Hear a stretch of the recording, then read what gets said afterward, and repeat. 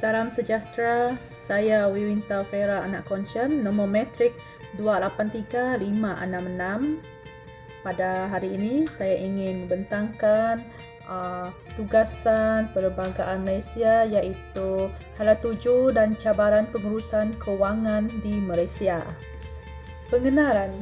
Definisi pentadbiran kewangan dapat dilihat daripada 3 dimensi atau perspektif iaitu proses, pengurusan dan pembangunan.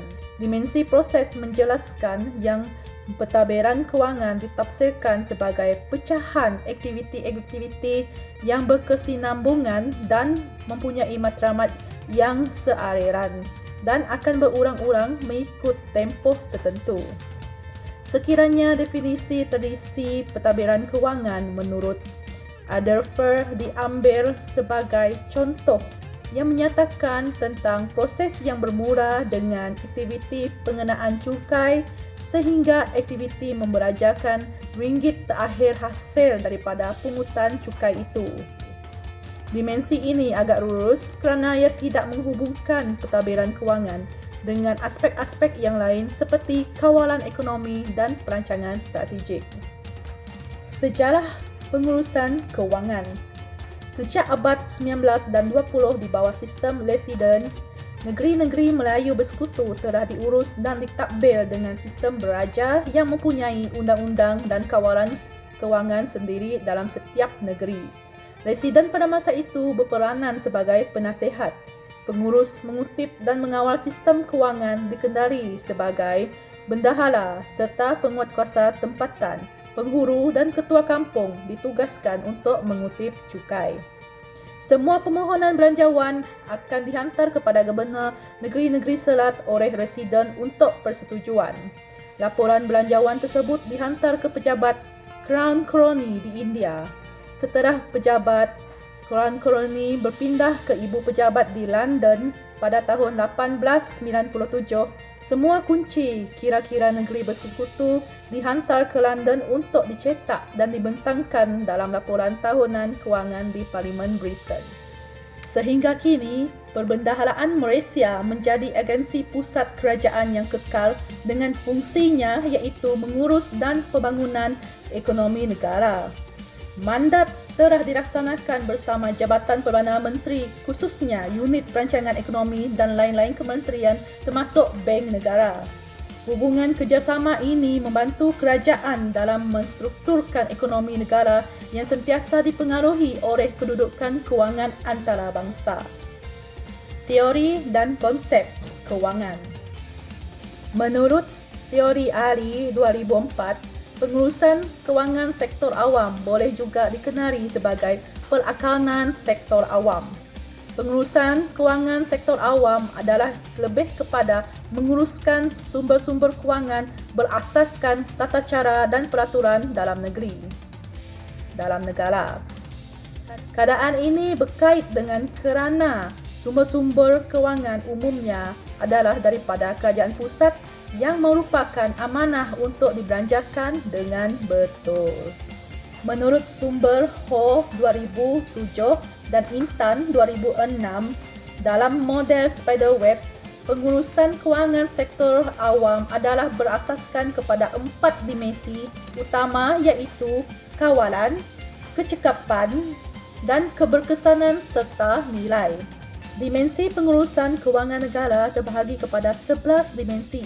Antaranya adalah kuasa percukaian, hasil petroleum, kumpulan wang yang disatukan, penyata kewangan tahunan, rang undang-undang pembekal, anggaran tambahan dan rang undang-undang pembekal tambahan, kumpulan wang luar jangka, kumpulan wang simpanan negeri, Juru Audit Negara, Jawatan Kuasa Akaun Wang Negara dan Majlis Kewangan Negara.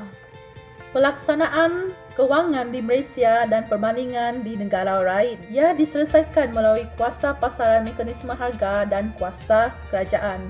Manakala pelaksanaan kewangan di negara lain iaitu di Amerika Syarikat ataupun Hong Kong diselesaikan oleh kuasa permintaan pengguna dan kuasa penawaran pengeluaran. Isu dijangka jadi fokus utama belanjawan 2023.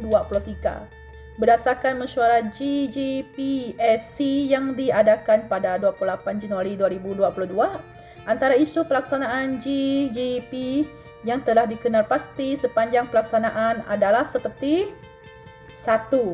Kekurangan maklumat dan pemahaman terhadap CGGP semasa proses kelulusan pelantikan syarikat kontraktor dan penganugerahan tender sebut harga yang memenuhi kriteria GGP.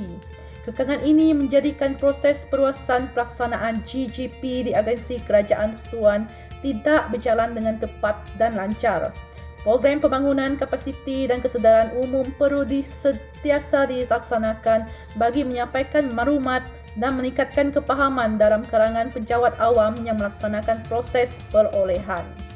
Yang kedua adalah pemilihan pembekal berdasarkan kepada tawaran harga yang menguntungkan kerajaan atau yang terendah masih menjadi keutamaan tanpa mengambil kira elemen GGP.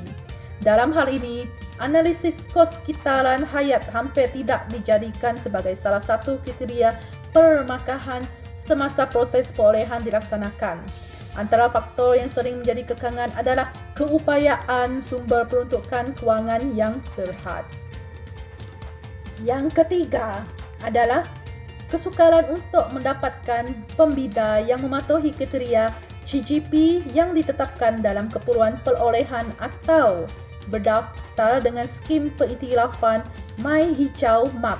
Antara contoh kumpulan produk atau perkhidmatan yang sukar untuk mematuhi kriteria yang ditetapkan adalah seperti tekstil, perkhidmatan bengkel otomotif, perkhidmatan dobi, pelabur berasaskan kayu dan sistem penuaian air hujan.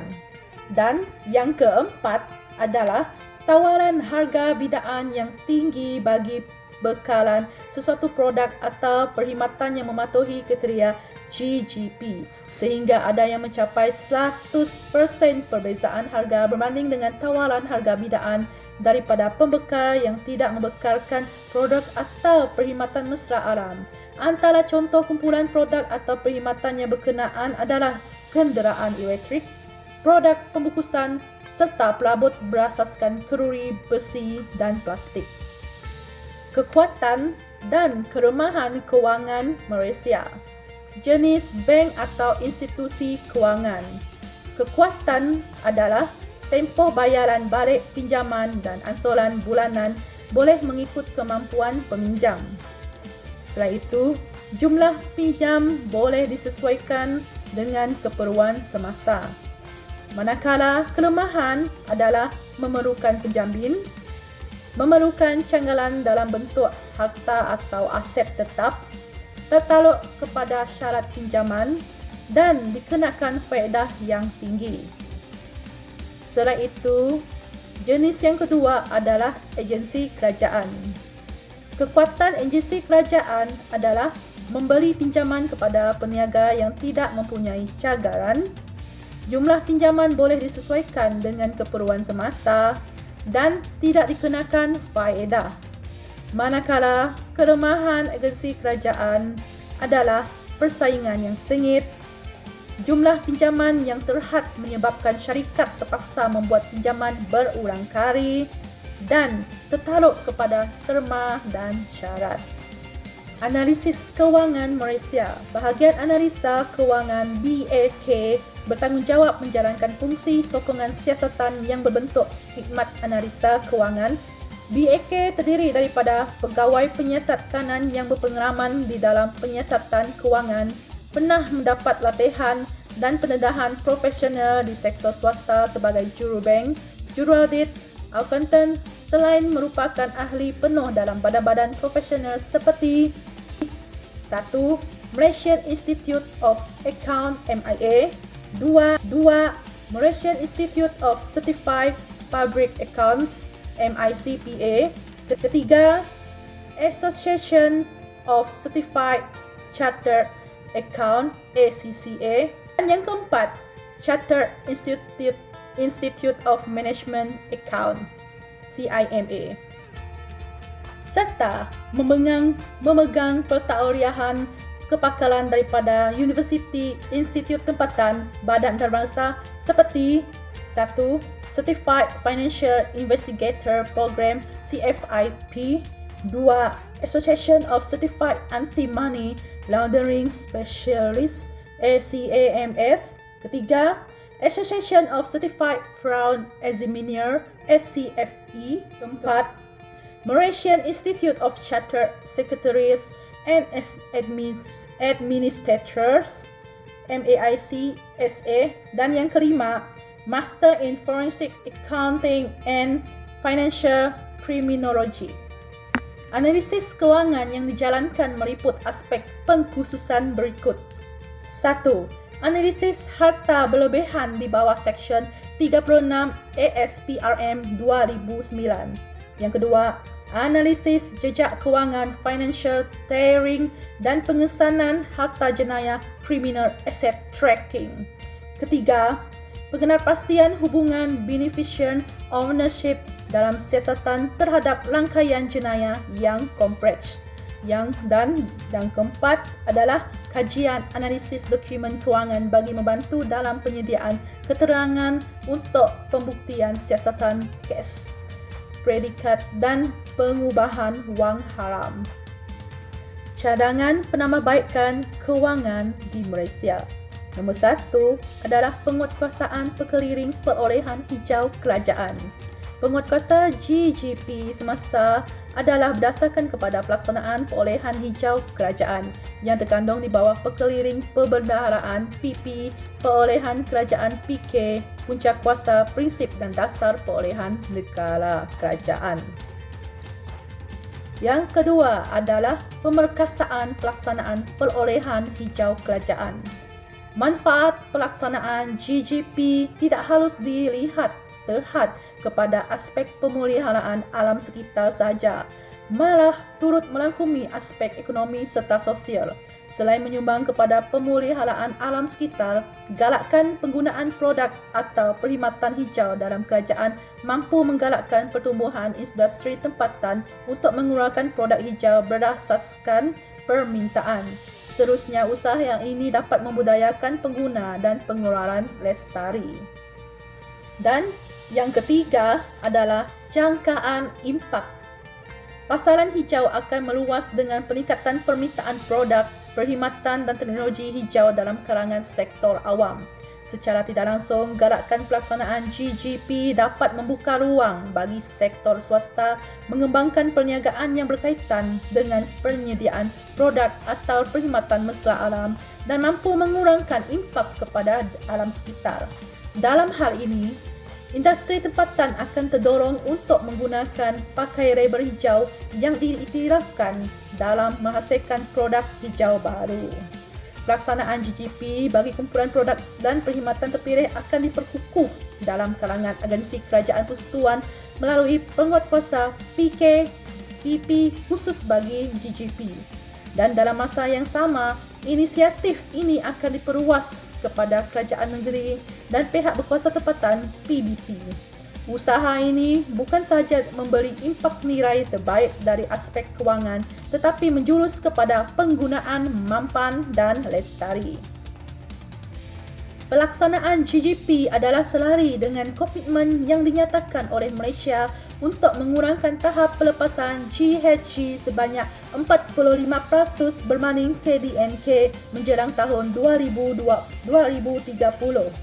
Galakkan kepada adopsi teknologi hijau, penggunaan produk dan perkhidmatan yang mempunyai penarafan hijau serta membuat leka bentuk bangunan yang mesra alam merupakan antara kaedah untuk mencapai pembangunan mampan dari aspek alam sekitar, sosial dan tadbir urus ESG. Oleh yang demikian, GGP yang telah diperkenalkan sejak tahun 2013 akan diperluaskan lagi melangkaui senarai kumpulan produk dan perkhidmatan GGP 3.0 dengan perluasan melibatkan pelaksanaan perolehan kerajaan dan diterima pakai sehingga peringkat kerajaan negeri serta PBT. Sekian daripada saya. Terima kasih.